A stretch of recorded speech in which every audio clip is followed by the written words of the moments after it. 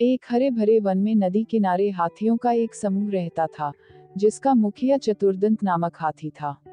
वर्षों से वह समूह उस वन में सुखमय जीवन व्यतीत कर रहा था। लेकिन एक समय वन अकाल की चपेट में आ गया।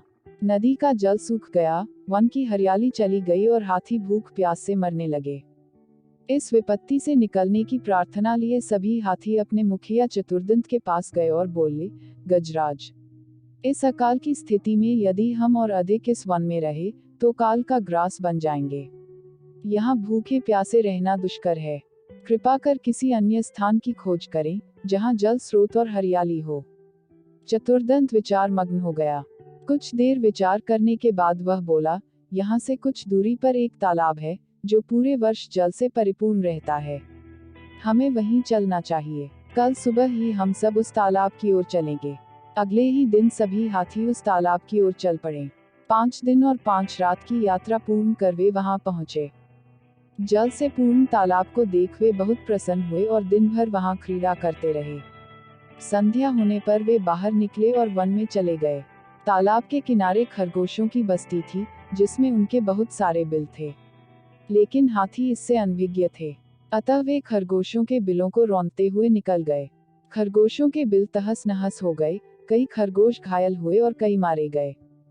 हाथियों के जाने के बाद सभी खरगोश एकत्रित हुए और स्वयं पर आए इस संकट के विषय में चर्चा करने लगे।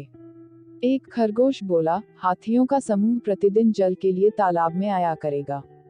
ऐसे में हमारा यहाँ रहना कठिन हो जाएगा। वे हमारे बिलों के साथ हमें भी रौंद देंगे। हम में से कोई भी नहीं बचेगा। हमारा वंश समाप्त हो जाएगा। फिर एक अन्य खरगोश बोला, जीवन है तो सर्वस्व है। जीवन रक्षा के लिए जो संभव हो, हमें करना चाहिए। परिस्थिति कहती है कि हमें जीवन रक्षा के लिए तत्काल इस स्थान को छोड़कर अन्यत्र प्रस्थान करना चाहिए। खरगोश अपनी भूमि छोड़कर अन्यत्र जाने के विचार से दूर ही थे। उनका डक देख लंबकर्ण नामक खरगोश आगे आया और बोला, हम वर्षों से इस भूमि पर निवास कर रहे हैं। हम अपनी भूमि क्यों छोड़े? इस भूमि पर हमारा अधिकार है।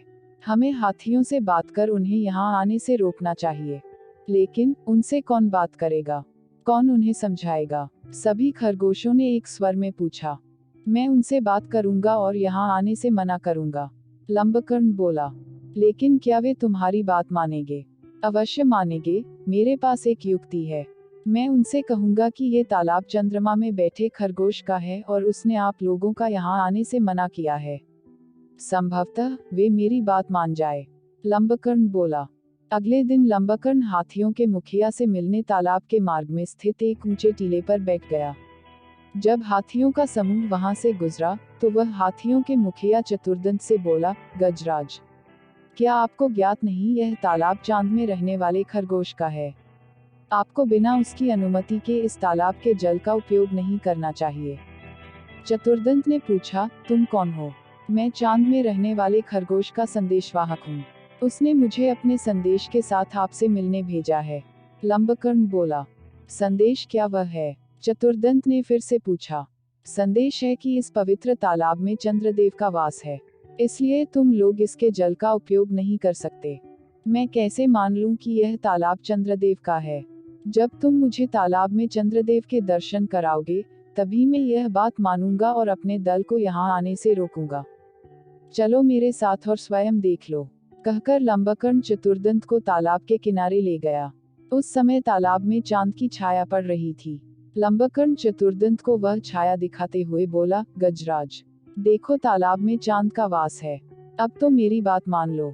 चांद की छाया को चंद्रदेव समझकर चतुर्दंत ने उसे प्रणाम किया और वहां से लौट गया।